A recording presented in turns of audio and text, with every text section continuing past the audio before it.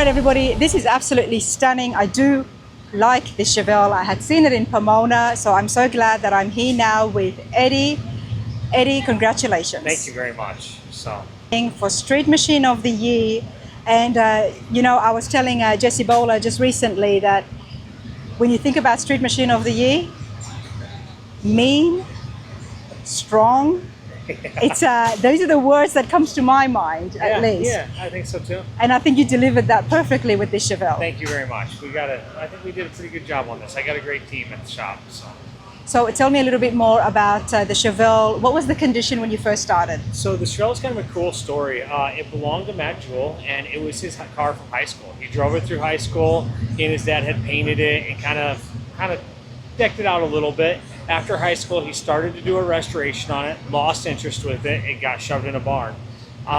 6 years ago, he contacted me, and he wanted to build his dream car out of it. He wanted something that's going to stay with him forever. He gave me a lot of rain to build something really custom and wild. Yep. And yeah, so from that, it snowballed into this. We've heard stories like that before, where, you know, it's just come and just change this or fix this, and it just snowballs. But this build is spectacular. Everything has been touched. Yeah, it has. I think we figured there's about 3 or 4 parts on the car that were purchased from somebody else. Other than that, everything was modified, manufactured, or customized on the car. Wow, can we start right at the beginning? The grille here. Obviously, you've added some more things just underneath the grille. Yeah, so when we get to the very front of the car, we wanted to give a little more modern touch to the Chevelle. So everything was in the concept of keeping it Chevelle, making it look like a Chevelle, but bringing a little more modern touch. So the horizontal bars, we lessened those by 1. We lessened the vertical bars by 2 on each side. And so just kind of opening the grille up, making it a little bit more modern. When it comes to headlights up front, we flush fit the bezels around it versus the bezels that used to set on the outside. Yep. The cars, everything from the beginning of the concept, we actually decided we were going to wedge section the body. So we've taken a triangle shape out of the middle of the body, starting at the rear of the wheel, front wheel, all the way to the back. We took a triangle shape out. How thin was it? It started at 1 3/4 at the front wheel and nothing in the back. It's so subtle.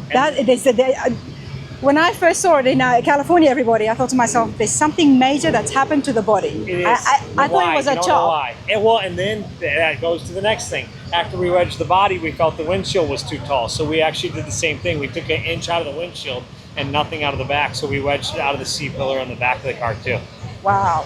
So yeah, the cars, every ounce of the car has been touched or customized, but very subtly, tastefully. Very, very tastefully, everybody. I love the fact that right here at the front, you're mentioning you only took 1 inch from this side, 1 inch from that side. Minor stuff, nothing dramatic. Did you actually have a measuring tape out and we're just measuring it? We actually have pictures of the car taped out, lined out, and we spray painted the area we were going to cut out, and so that we could kind of see a visual before we did it. Wow. Wow. You know, before we move any further past the front fenders, we have to talk about the engine bay. Street Machine, first of all, we're talking about horsepower, the block. What have you got? So we knew we needed something reliable. We wanted to work with an engine builder that was known for reliable street cars but tons of power. We contacted Steve Morris Engines. He built us a 1,305 horsepower twin turbo LS3. 1,305. Okay. Yes. Go on. Aluminum block, aluminum heads, and it was funny. I asked him, I said, can we detune it a little? And he says, you're the only customer that's ever asked me to tune down a car. That doesn't go together. You tune it. You never detune anything. No. So I told him we wanted to make it very streetable. So we have the capability of 1,305. I think right now we're currently running a little over 1,000 horsepower. And what's the suspension there for that? So we worked with Roadster Shop on that. And, okay. And they built us our own one-off chassis. I asked them to push the wheelbase forward 1 inch. I wanted the engine to set back 3 inches. And I wanted their independent rear suspension with their cantilever. So they built us a custom chassis for that car. Absolutely love it. And of course, wheels and tires. Yeah, so let's continue with the drivetrain, right? Yeah, we'll continue with the drivetrain. The wheels and tires were really a neat ordeal. So we worked with Eric Black, and we gave Eric Black a little bit of a free rein. I knew 70 wheels had been done. Roadster Shop had finished a 70 Chevelle that had some custom wheels. We wanted something a little newer, or a little different. So Eric presented to maybe do a retro of the 71 wheel. And I said, all right. And he presented this kind of really unique, neat idea to me. The center floats. It's more like a hubcap. So when you get in there and look at the wheel, the chroming goes underneath. Instead of a beauty ring, it's just a weird optical illusion. It's really cool. It's something that none of us have really seen in the hot rod world before. So after that, I knew I had to go with someone that could cut them, and that did a good job of that. So I went to Greening, and Greening did a great job for me. I don't have the capabilities of cutting rims, and so they did the cutting for us. So Eric Black designed and Greening cutted it, and I think we came up with something that stood pretty unique to that car. The drivetrain is just a epiphany of having a street machine. We've done all the right things, twin turbo. Before I move on, the engine bay, it's been done so well.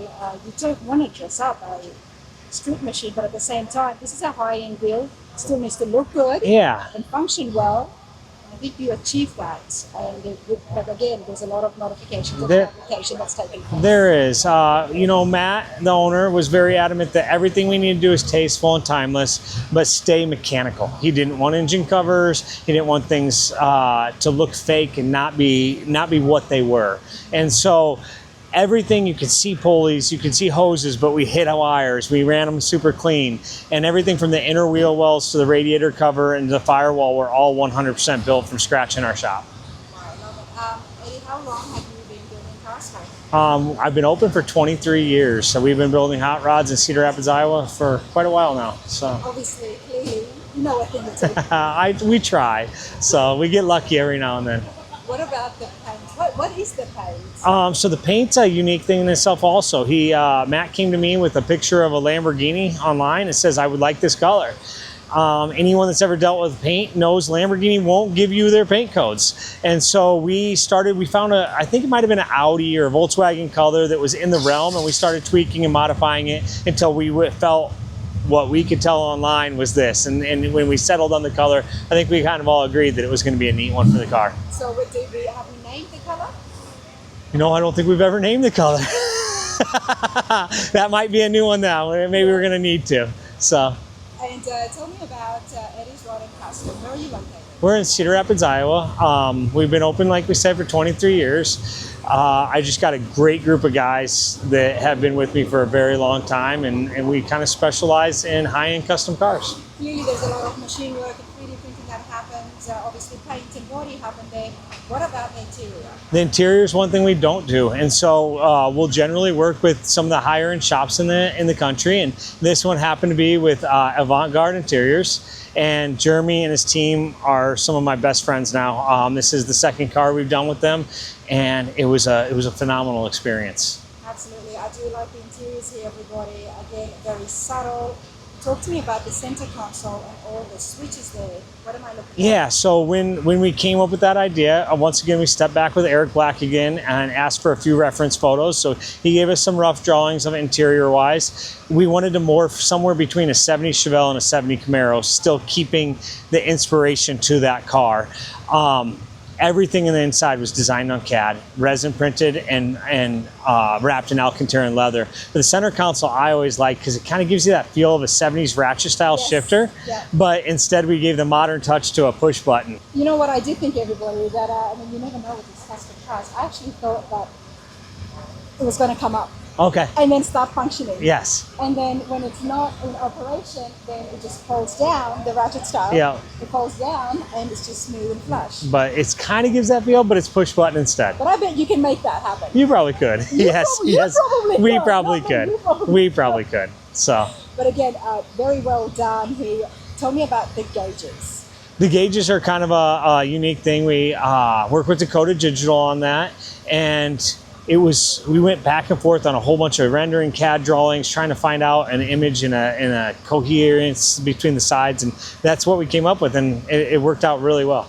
It worked out brilliantly. I do love the colors, the stitching that's happened here, the panels and the rockers here. It's just it's so tasteful. It is. And Jeremy knocked that out of the park. The fit and finish and the materials and the colors and everything, I think, went really well with the build. Before we get to the rear end, let's talk about the transmission. We have a Bowler 4L80 transmission in there.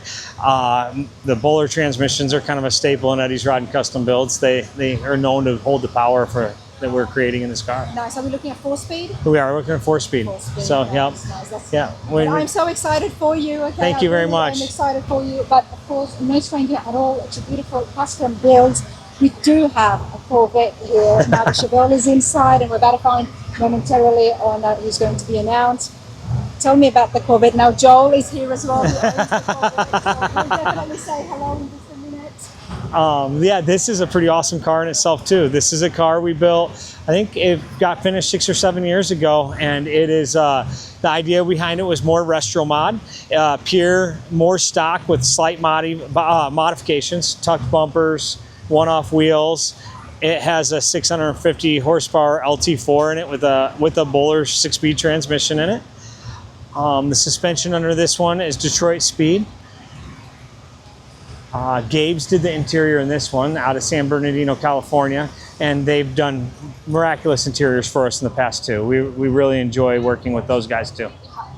I'm so glad that I was able to come out here at your booth, because obviously inside where the awards is happening, everybody it is very crowded and noisy with the music, and it's fun but not good for filming. But coming to your booth, I'm seeing a Corvette, and then you've got a street car. Yes, we do. We have a 1940 Willys Coupe, actually 41 Willys Coupe, I'm sorry. And this car's been a really fun car too, and it is kind of more to that retro mod street rod feel of it too. Stock appearing body. It is an all steel car. It has a blown small block transmission, Bowler automatic transmission in it. It has an Art Morrison chassis. The interior in this one was done by Dave Schober, which is now retired, but he was an awesome guy to work with also. Eddie, you are not restricted to just one certain type of style. Not at all. As we can clearly see in 3 very different builds, Yeah. all very high end. Yeah, that's more or less our restriction is kind of in the quality that we want to do at our shop. So we will work with any kind of car that you might have, dream up or want, and yeah, we can create something awesome. Love it, dude. Thank Absolutely you. love it. This is pretty spectacular. I am going to have a quick chat with Joel, so all the best. Thank you very much. I appreciate you. Eddie's Rod and Custom, that Chevelle, that gets my vote, so hopefully maybe We'll see where we go. We'll see what happens. Thank you very much. I Thanks, appreciate Eddie. you. Absolutely. Yeah. Before I leave, I love the fact that Joel is here now. You own the Corvette, so how are you today? I'm very well, thank you. Have you enjoyed yourself? Oh yes, love this show. Wonderful show. It's a great show. The weather hasn't been on our side, but you've got a beautiful van. Thank you. When was the Corvette finished? We debuted at SEMA 2019. 2019. It still looks so fresh. Thank you. It's very in, of course. Eddie told us a little bit about the story behind the Corvette, but I would like to know from you, so why the Corvette? In 1970, my uncle bought this car in Yuma, Arizona. He drove it, loved it. In 1973, brought it to a family reunion. I got to ride in the back window one time. He gave all the nieces and nephews rides. How old were you? Do you remember? I was about 9. 9, okay. And I fell in love with the car. I've always known where it was. My uncle had some hard times for a while. The engine had some problems. He parked it, and it stayed parked. It lived the rest of its life on a trailer traveling around the United States. In the early 2000s, he was diagnosed with some medical problems, and he wanted one last ride in it. So he gave the car to my cousin and hoped it would be done. Unfortunately, we lost my uncle before it was finished. I'm sorry. My cousin sold the car to me, no motor, no interior, no transmission. It was our goal that when I retired, someday we would fix it up. Right. I own 3 part stores. In talking to a lot of my customers as to who I would go to do this project, Right. I met Eddie Pettus. And obviously you're very happy. Yes, yes. He's building another vehicle for us right now. It became a friendship more than a working relationship. He's in a town about 40 minutes from where I live. We just really got to know each other and the family and all the workers, and we started traveling together. But before he even started to build, and then in 2017 we took the car down to him, and we started a journey that we've never looked back. It's amazing. I love the fact that it has been a very positive journey for you, considering where it started from. Yes. And obviously with your uncle's memories and him not being able to see it. And Right. I know I can tell that was very dear Yeah. to you to get it finished so he could sit down and enjoy it. At least this way you're still able to remember him because Yes. the journey with Eddie has been Yes. so good. Yes. And obviously he knows the full story. Yes, yes. The car was originally born silver. When my uncle bought it, it had been painted blue, so we took it back to blue in his honor. We nicknamed the car Family Tradition. Okay, family tradition. It started with him. I love it. Went to my cousin, went to me. My son has driven it to prom. My Okay. grandsons have sat in the seat and gotten their pictures Just the way taken. you did when you Yes. were 9 years Yeah. old. So we've had a great time with it. I absolutely love what the owners are here. You know, these builders are great. They do amazing work. Yes. You get the real stories. Yeah. And the owners are here. I do appreciate it. Thank you. That is beautiful. And I do hope to see it again on my channel. Okay. All right, everyone. Let's Thank do you. it. Sorry.